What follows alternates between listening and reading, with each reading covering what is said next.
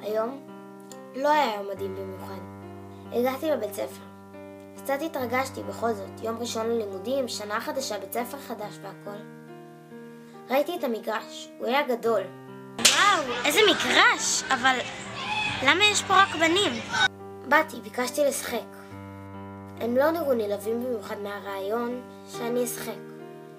התעקשתי. הם הסכימו לעשות כוחות חדשים, קפטנים.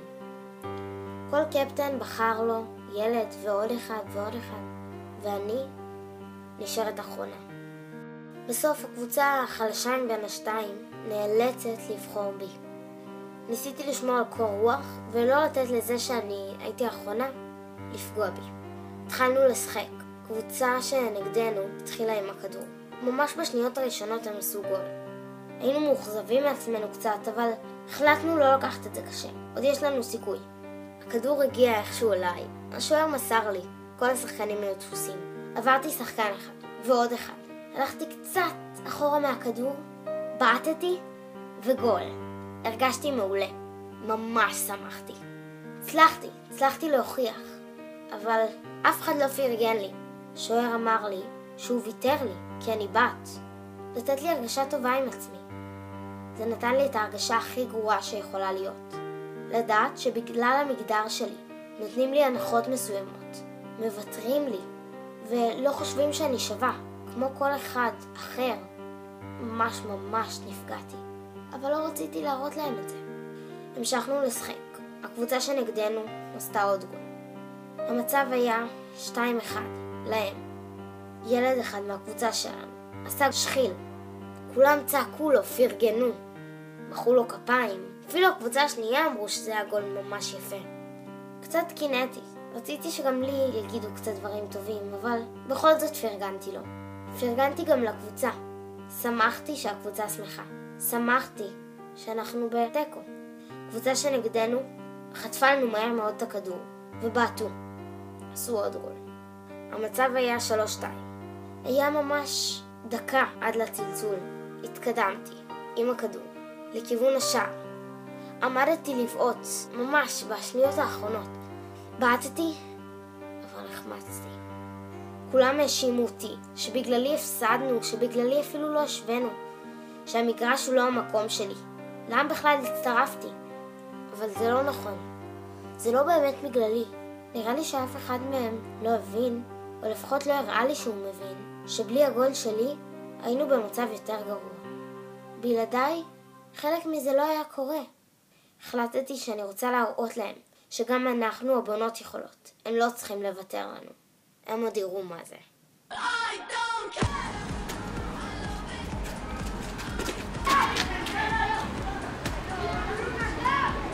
היי, אפשר לשחק?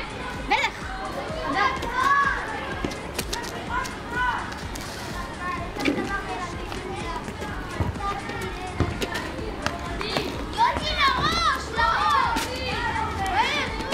תגידי, מה את אומרת? אולי תזמיני כמה בנות מהכיתה ונשחק ביחד. מה נשחק? כדורגל? כדורגל? כן. זה לא בשבילי. למה?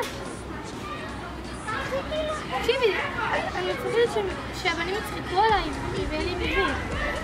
למה שהם יצחקו? כי... לא משנה, זה לא המקום שלנו, אוקיי? זה בטח שזה המקום שלנו. זה שלהם והם צריכים לשחק ואני לא יכולה. גם אנחנו יכולות. מה תפסידי אם תנסי? טוב, בסדר, אבל לא בבית ספר. אחרי בית ספר. אוקיי, אז מחר? כן, בארבע? אוקיי, קבענו. ביי.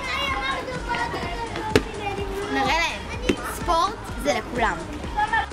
מאז שיצאתי לשירה להתאמן בכדורגל ולהקים נבחרת, היא סיפרה לה המון בנות, והמון בנות הצטרפו. בהתחלה העניין נבחרת היה סודי, ואחרי הלימודים, בדיוק כמו שהבטחתי לשירה. כי חלק מהבנות קצת התביישו בזה. אבל אחרי שהם הבינו שכדורגל זה לכולם, לא משנה מי את, מה את או מאיפה את, בערך שבועיים לקחו עד שנהיטלנו נבחרת. התאמנו לבד, בלי מאמן, עשינו תרגילים, שיחקנו, החלטנו ביחד מה התפקיד של כל אחת. יום אחד התאספנו בשעה רגילה, לאימון רגיל. במקרה, המורה לספורט עבר ליד. הוא הסתכל עלינו בחצי מהאימון. אחר כך הוא פשוט בא אלינו והציע לאמן אותנו. כמובן שהסכמנו. אחרי המון אימונים עם המאמן תומר, הגיע המשחק הגורלי שלנו, נגד הבנים.